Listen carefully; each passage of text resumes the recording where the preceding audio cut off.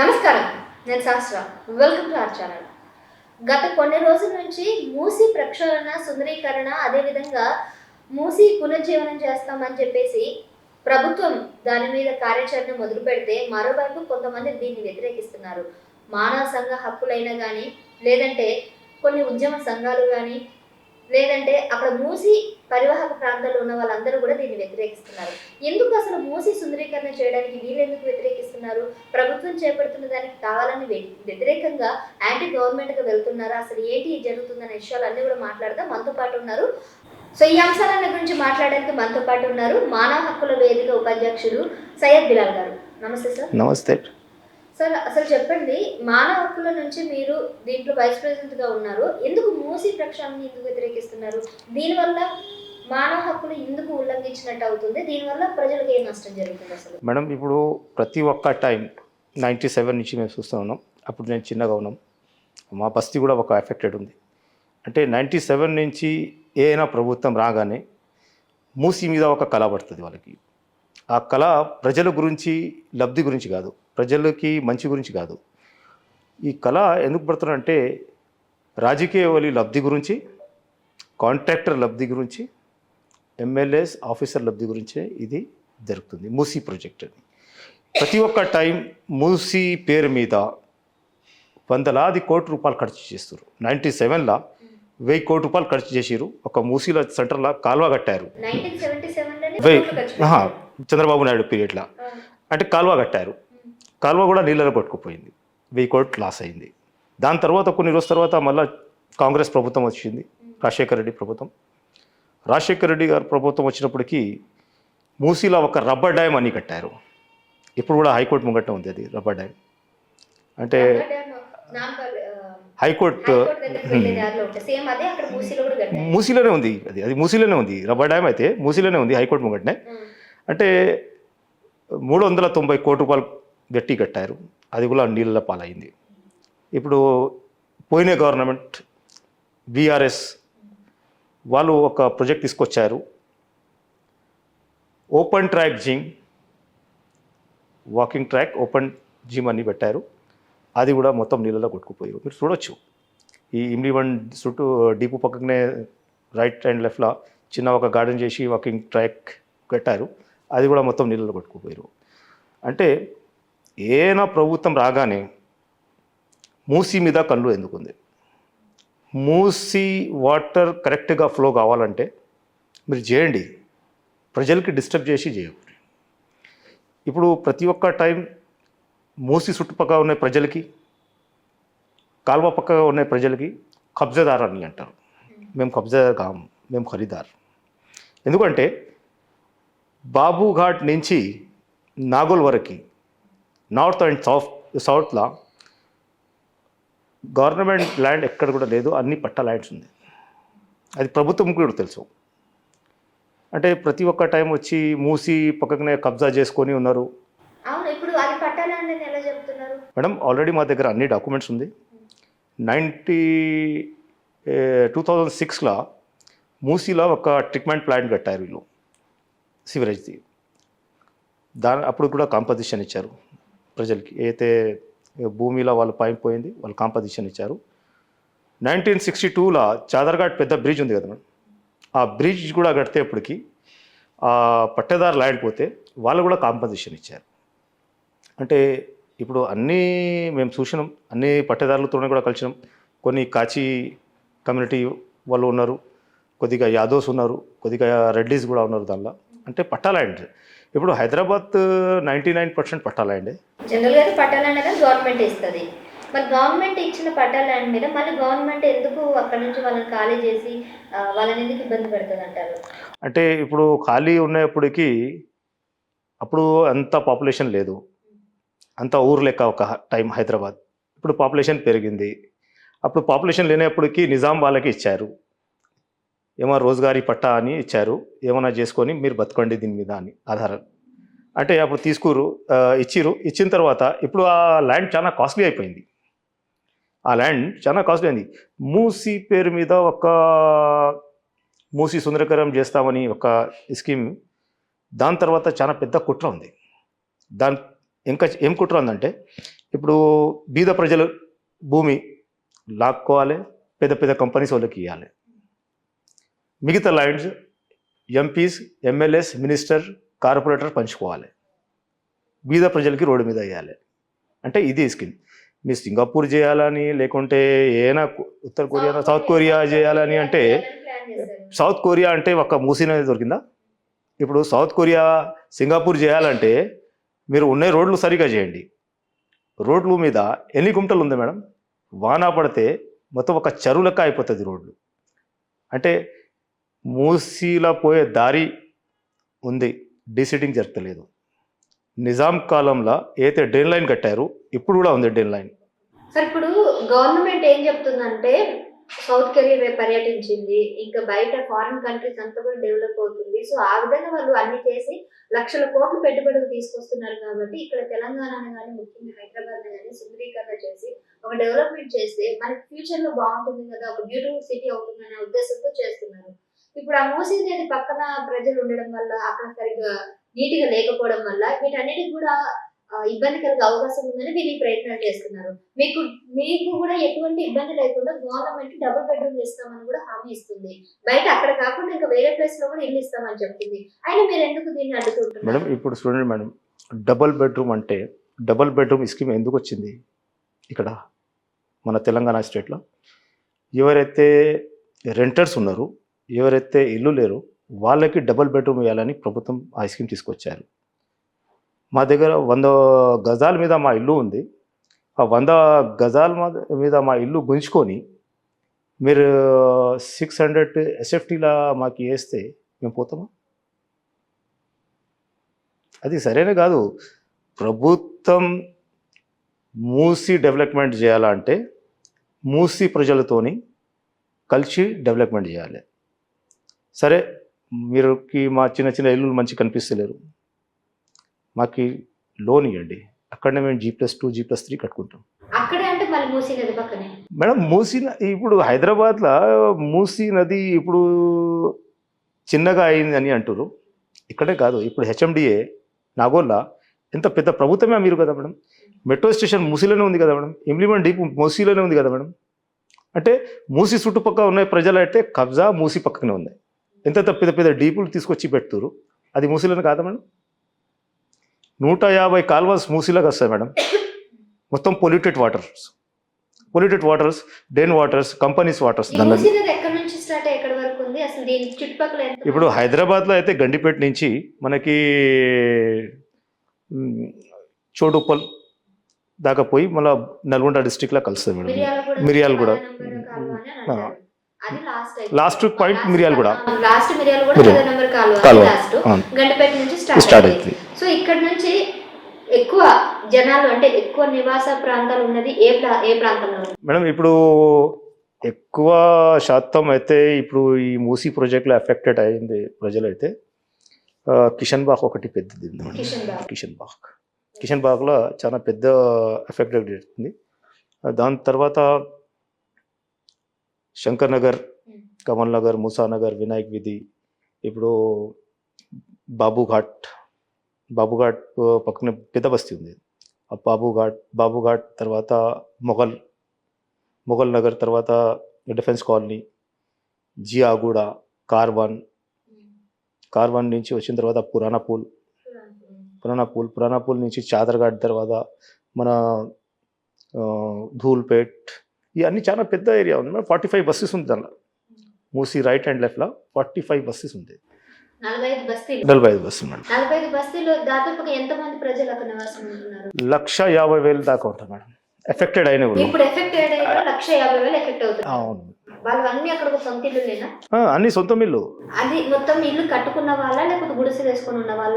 మంచి ఇల్లులు ఉంది మేడం. దానిలో G+1 G+2 G+3 కూడా ఉంది. కొన్ని చోట్ల ఇండివిజువల్ రేకుల్ హౌసెస్ కూడా ఉంది. అంటే ఇప్పుడు విషయం ఏంటంటే ఇప్పుడు ఇల్లు ఏసొంటి టైప్లో ఉంది, అది విషయం కాదు మేడం.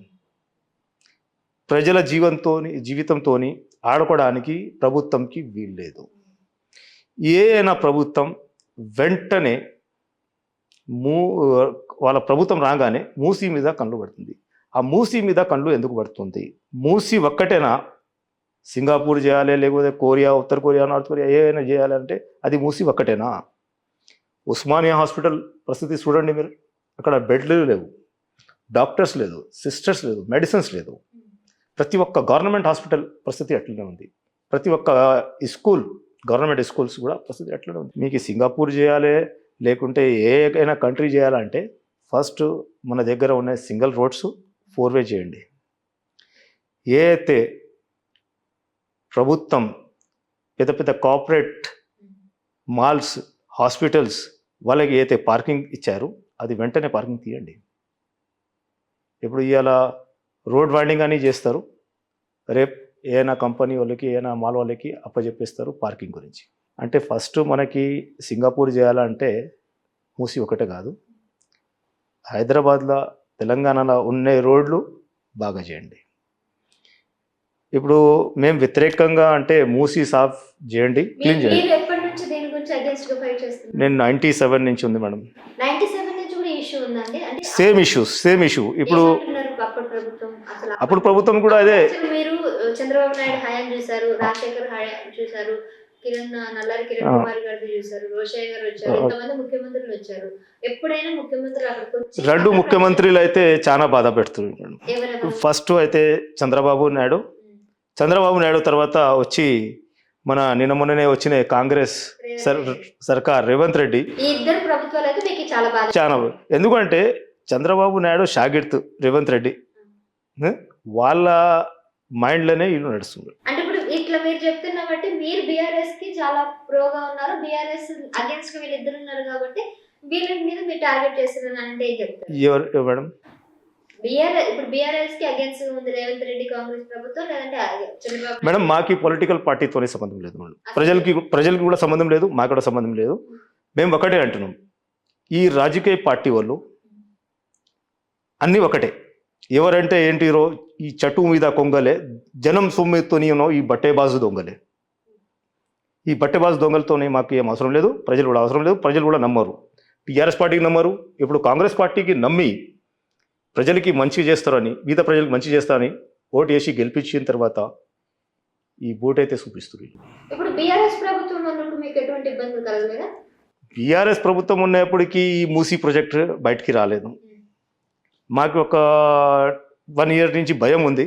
వీళ్ళు అయితే 2017లో అయితే ప్రొజెక్ట్ చేస్తే అప్పుడు కొద్దిగా మా దగ్గర కూడా సమాచారం ఉన్నప్పటికీ మేము అప్పటి నుంచి ఎట్లా మనం ప్రొటెక్ట్ చేయాలి అని అప్పటి నుంచి ఉంది. ఇప్పుడు సడన్గా గవర్నమెంట్ మారినప్పటికీ ఇమీడియట్గా బయటకు వచ్చింది. ఈ హైడ్రా పేరు మీద తీసుకొచ్చి, హైడ్రా కూడా మీకు నచ్చలేదు?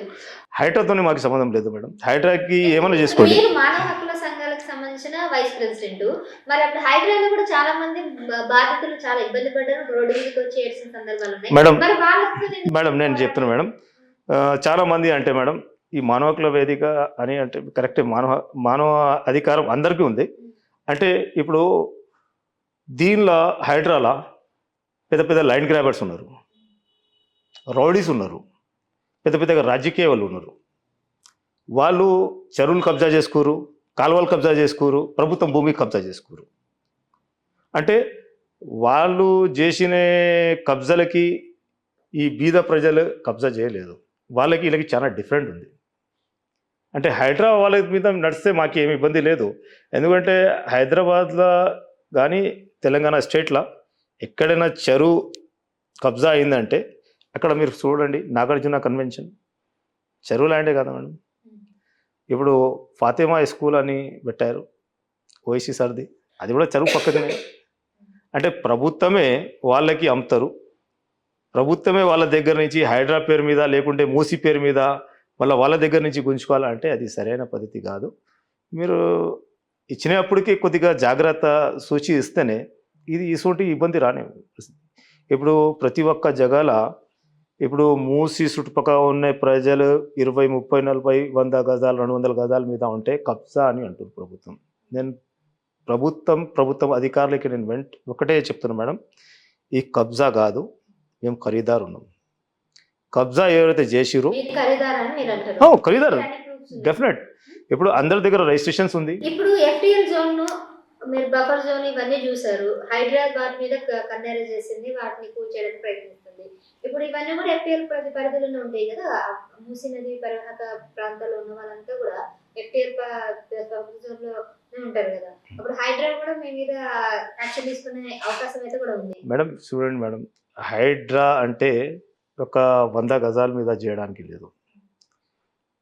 5 ఎకరాలు, 10 ఎకరాలు, 30 ఎకరాల మీద హైడ్రా నడుస్తుంది. హైడ్రాకి ఈ మూసీకి సంబంధం లేదు. సంబంధం లేదు.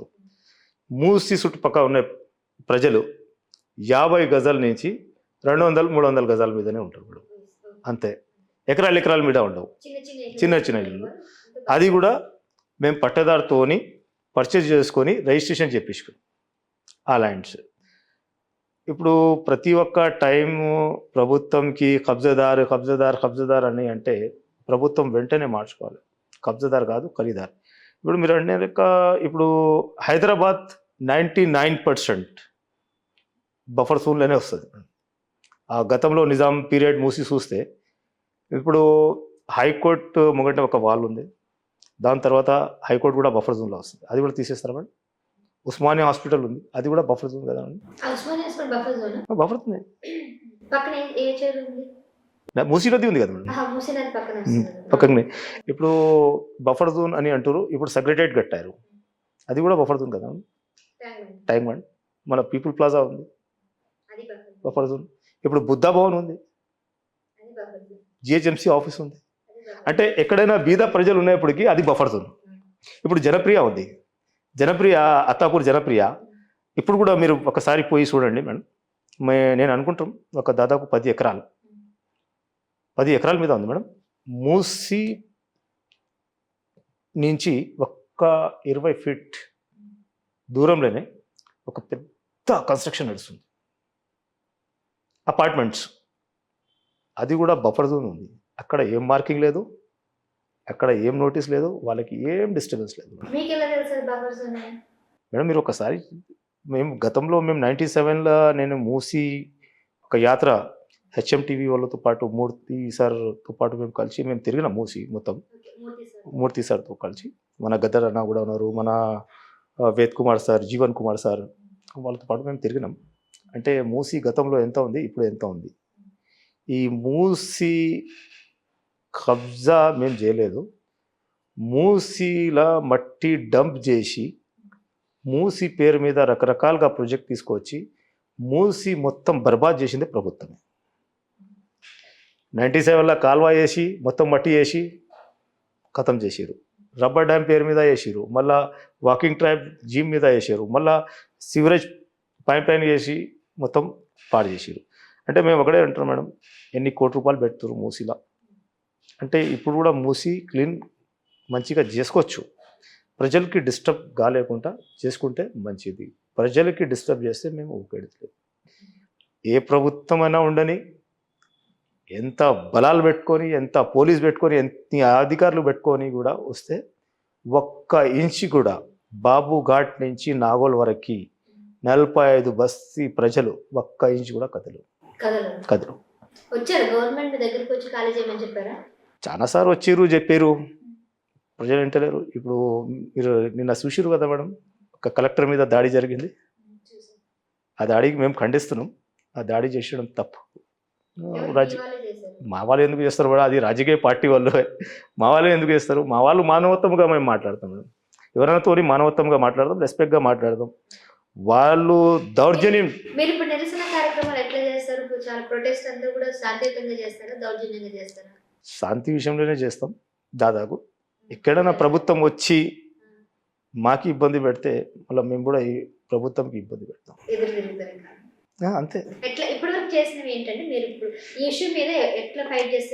మేడం ఇప్పుడు ఈ ఇష్యూస్ మీద మేము సైలెంట్గా కొద్దిగా అధికారులతో మేము మెమోరాండం ఇస్తున్నాం. ప్రతి ఒక్క బస్తీలా ఒక కమిటీ పెట్టుకున్నాం మేడం. 45 బస్తీ కమిటీస్ ఉంది. దాదాపు 40,000 మెంబర్స్ గ్రూప్లో ఉన్నారు మేడం. అంటే ఇప్పుడు ప్రతి ఒక్క బస్తీ వాళ్ళకి ఇప్పుడు నేను ఆ కోర్టులో కూడా కేసు ఉంటే అది గవర్నమెంట్ ఫేవర్గా డైరెక్షన్ ఇచ్చింది కోర్టు కూడా. గతంలో కన్నవీరన్ సార్ కూడా చెప్పారు, లోవర్ కోర్టు నుంచి సుప్రీంకోర్టు దాకా వచ్చిన టైంలో మీకు ఎవరు బీద ప్రజలకి కూడా న్యాయం జరగరు. కోర్టులో కూడా. ఇది వాస్తవమే ఇప్పుడు జరుగుతుంది. ఇప్పుడు వాళ్ళు ఒక హిస్టరీ ఆర్డర్ పిఐఎల్ ఫైల్ చేస్తే వాళ్ళకి చట్ట ప్రకారంగా చేయండి, డెవలప్మెంట్ గురించి చేస్తారు కదా, చేయండి, చట్ట ప్రకారంగా చేయండి. వాళ్ళు ఏం చట్ట ప్రకారంగా చేస్తారు మేడం? చట్టం బీద ప్రజల మీదనే, పైసల వాళ్ళ మీద ఒక చట్టం, పైసలు లేని వాళ్ళ మీద ఒక చట్టం. అంటే ఈ వెంటనే ఈ ప్రభుత్వం అన్నీ మార్చుకోవాలి. ఇప్పుడు మా పోరాటం అయితే సైలెంట్ పోరాటం ఉంది. ఇప్పుడు మేము స్టార్ట్ ఒక 2-3 రోజుల్లోనే గట్టిగా మేము ఇప్పుడు 144 సెక్షన్ పెట్టారు. 144 సెక్షన్ వల్లనే కొద్దిగా మాకు ఇబ్బంది అవుతుంది. 144 సెక్షన్ కూడా ఉంటే మేము ఇప్పుడు 144 సెక్షన్ పెట్టడం వల్ల మీకు అంటే ఎన్ని రోజులు ఏం పెట్టి మేడం దాదాపు 10 to 15 days అయింది అక్కడ ఆ ఏరియా మొత్తంలో. సో మీకు ఏమన్నా అంటే ఆర్థికంగా ఏదైనా ఇబ్బంది అవుతుందా? అంటే జాబ్ చేసుకోవడానికి అట్లా జాబ్ చేసుకోవడానికి తిరగడానికి వ్యాపారాలు దానికి ఏం లేదు మేడం, దానికి ఏం లేదు. 144 సెక్షన్ అంటే ఇప్పుడు ప్రొటెస్ట్ చేయొద్దు, మీటింగ్లు చేయొద్దు, గ్రూప్ మేడం. ఇప్పుడు చూడండి మేడం, ఇప్పుడు రేవంత్ రెడ్డి మన భువనగిరి నుంచి మూసీ యాత్ర స్టార్ట్ చేశారు, పదయాత్ర చేశారు. సరే, హైదరాబాద్లోనే ఒక 144 సెక్షన్ ఉంది, మిగతా డిస్టిక్లో 144 సెక్షన్ లేదు. ఇప్పుడు మొన్న రాహుల్ గాంధీ వచ్చారు హైదరాబాద్, ఒక హాల్లో మీటింగ్ పెట్టారు. అది 144 సెక్షన్ కిందకి రాదా మేడం? మళ్ళీ అంటే రాజకీయ పార్టీ వాళ్ళకి ఒక 144 సెక్షన్ లేవు. బీద ప్రజలు ఏమైనా వాళ్ళ నిరసన చేసుకోవాలి, లేకుంటే వాళ్ళకి ఏమైనా ఇబ్బంది వచ్చినప్పటికీ అధికారుల దగ్గర పోవాలంటే 144 సెక్షన్. అంటే ఇప్పుడు ఈ అన్నీ ఒక పెద్ద కుట్ర, బీద ప్రజలకి ఎట్లయినా తొక్కి పక్కగా పెట్టాలని. అంటే బీద ప్రజలు కూడా ఎవరైతే మాట్లాడడానికి వస్తే మంచిగా మేము రెస్పాన్స్ ఇస్తాం, ఎవరైనా చెడ్డగా వస్తే దానికి కూడా మేము చెడ్డగా జవాబు చేయడానికి ఉంది. రేవంత్ రెడ్డి ప్రతి ఒక్క టైం ఒక బుల్డోజర్ నడిపేయడానికి మంచిగా వచ్చింది వాళ్ళకి. మూసి చుట్టుపక్కల ఉన్న ప్రజలకి ఒక మానవత్వంతో ఆ బుల్డోజర్ ఆపడానికి కూడా వస్తుంది. ఈ వాళ్ళు గుర్తు చేసుకోవాలి. ఇప్పుడు ఆయన ఏం చెప్తున్నారంటే ఒకవేళ ఎవరైనా దీనికి వ్యతిరేకంగా వస్తే బుల్డోజర్లు వస్తే రక్తపాతం కూడా ఏరు పారైతుంది అన్నట్టు అన్నాడు ముఖ్యమంత్రి గారు. దానికి అగేన్స్ట్ గా మీరు ఆ పోరాటం చేయడానికి ఎదురు తిరుగుతారా మేడం? మేము ఎట్టి పరిస్థితుల్లో మూసి చుట్టుపక్కల ఉన్న ప్రజలకి న్యాయం జరిగిందాకా, ఈ ప్రాజెక్ట్ మొత్తం రద్దు అయిందాకా మేము మూసి ప్రజలతో పాటు ఉంటాం. మీరు ఉండేది అక్కడేనండి? మేము ఉండేది శంకరనగర్ మేడం, బస్తీలోనే ఉండేది. అంటే ఇప్పుడు ఎట్టి పరిస్థితుల్లో మేము ఇంకా పోయేది లేదు మేడం. ఇప్పుడు రాజకీయ పార్టీకి ప్రజలు నమ్మతలేరు. 45 బస్తీల టీఆర్ఎస్ కానీ, బీజేపీ కానీ, ఎంఐఎం కానీ, కాంగ్రెస్ కానీ ఎవరు వాళ్ళు నమ్మతలేరు. ఇప్పుడు ప్రతి ఒక్క బస్తీలో ఉన్న ఇంటి మనిషి వాళ్ళ బాధ్యతలు తీసుకొని వాళ్ళే ముంగట వచ్చి పోరాటం చేయడానికి సిద్ధంగా ఉన్నారు. ఇప్పుడు దీనిలో మేము కొన్ని ప్రజా సంఘాలు ఉన్నారు, ఒక మానవ హక్కుల వేదిక ఉంది, ఒక ఎన్ఐపిఎం ఉంది. ఎన్ఐపిఎంతో మాకు కొద్దిగా చాలా పెద్ద సపోర్ట్. గతంలో కూడా మేధా పాట్కర్ గారు వచ్చి 97లో తిరిగినప్పటికీ ఈ ప్రాజెక్టు మొత్తం రద్దు అయిపోయింది. మేము ఇప్పుడు కూడా ప్లాన్ చేస్తున్నాం, ఒక నిరసన గురించి మేము 45 రోజులు కూర్చోవాలని ప్లాన్ చేస్తున్నాం మేడం. ఈ 144 ఎప్పుడు తీస్తారో ఏమో, వాళ్ళు తీసినప్పటికీ ఏమైనా బస్తీలో మంచిగా అటెండ్ చేసుకొని ప్రతి ఒక్క బస్తీ నుంచి 1 డే 10 మంది కూడా వచ్చి ఆ నిరసనకి కూర్చుంటారని మేము ప్లాన్ చేసినాం. ఇప్పుడు ఒక బాబుఘాట్లో కూడా మేము ఒక ఈ 144 గురించి మేము ఆగి ఉన్నాం మేడం. ఎందుకంటే చట్టం వ్యతిరేకంగా మాకు పోవడానికి మేము పోం. ఎలా ఉంటే చట్ట ప్రకారమే పోవాలి. ఇప్పుడు వీళ్ళు అయితే చట్ట ప్రకారంగా చట్టంకి వ్యతిరేకంగా వీళ్ళు పోవచ్చు రాజకీయ నాయకులు. అంటే ప్రజా సంఘాలు వ్యతిరేకంగా పోం, ఎట్టి పరిస్థితుల్లో పోం. వాళ్ళు ఎంత దౌర్జన్యం చేస్తే కూడా నేను మానవత్వం ప్రకారంగానే, చట్ట ప్రకారంగానే వాళ్ళకి జవాబిస్తాం. ఇప్పుడు ప్రతి ఒక్క time double bedroom Musi project, ఇప్పుడు మొన్న 297 ఫ్యామిలీస్కి ఎలక్షన్ జరిగింది మేడం. అది కూడా తప్పు జరిగింది. ఎలక్షన్ తీసిరు కదా మేడం, ఎలక్షన్ చేసిరు కదా, తీసేసిరు మొత్తం శంకర్ నగర్, మూసా నగర్ నుంచి. అంటే ఇప్పుడు డబుల్ బెడ్రూమ్ ఇల్లు ఏదైతే ఇవ్వాలి 2013 ప్రకారంగా ల్యాండ్ అక్విజిషన్ యాక్ట్ ప్రకారంగా ఇవ్వాలి. వాళ్ళకి ఎక్కడ జరగలేదు. వాళ్ళకి ఒక డబుల్ బెడ్రూమ్లా తీసుకుపోయి బలవంతంగా వేసేసారు. ఇప్పుడు ప్రభుత్వం ఏమంటారు అంటే విల్లింగ్గా పోయిరని అంటారు. విల్లింగ్గా ఎవరు పోలేరు అక్కడ, బలవంతంగా భయపడిపించి తీసుకుపోయి ఇక్కడ చేసారు. అంటే ఇప్పుడు మేము ఒకటే అంటారు మేడం, మూసి బఫర్ జోన్లో ఏ అయితే మీరు ప్రాజెక్ట్ ఉంది ఇప్పుడు వెంటనే మీరు రద్దు చేసుకోవాలి. ప్రభుత్వం మూసి మీద మూసి క్లీన్ చేయండి, మూసి క్లీన్ చేయండి. మూసి చుట్టుపక్కల ఉన్న ప్రజలు మీకు అడ్డంగా ఉండి మూసి క్లీన్ చేయడానికి మేము ఉంటాం. మూసి చుట్టుపక్కల ఉన్న ఈ ప్రజలు ఇల్లు తీయడానికి అయితే వీలు లేదు, మేము ఒప్పుకోం. ఎట్టి పరిస్థితుల్లో కూడా మేము ఒక్క ఇంచు కూడా అక్కడి నుంచి కదలం. Right sir, thank you so much. So చూస్తారు కదండి, మానవ హక్కుల ఉపాధ్యక్షులైనటువంటి సయ్యద్ బిలాల్ అక్కడ మూసీ నది పరివాహక ప్రాంతాలకు సంబంధించిన మనుషులు లేకపోతే వాళ్ళ మానవ హక్కుల గురించి అయితే పోరాటం చేస్తున్నారు. ఒక్క ఇంచు అంటే ఒక్క ఇంచు కూడా కదలము, ఎవరు ఎన్ని తీసుకొచ్చిన బుల్డోజర్ లేపిన ఎట్టి పరిస్థితులైనా కూడా మేము కదలమైతే చెప్తున్నారు. వాళ్ళ గురించి ఖచ్చితంగా పోరాటం అయితే చేస్తామంటున్నారు. మరి చూద్దాం ఈ ఇష్యూ అటు ప్రభుత్వమా ఇటు ప్రజల అన్నట్టు కూడా ఉంది.